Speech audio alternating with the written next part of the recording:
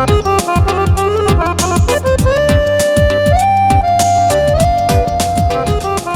numesc Ana Bulgaru, familia de fată, și la mine părinții ambii sunt moldoveni. Mama lui Oleg este din Bulgaria, iar tatăl este rus.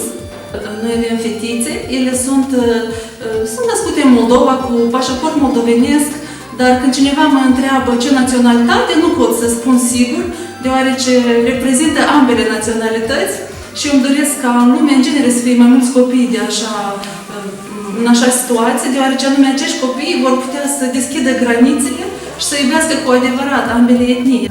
Eu de profesie sunt actor popușar, Oleg a învățat jurist, dar ceea ce ne-a unit pe noi este plăcerea de a călători și plăcerea de asemenea de a gusta ceva bucate gustoase din diferite etnii.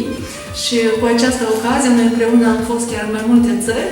Vrem foarte mult să felicităm persoanele din Ucraina, persoanele, mamele, în primul rând, și toată familia mondială. И хотим пожелать гражданам Молдовы прежде всего здоровья, благополучия и умного и разумного правительства.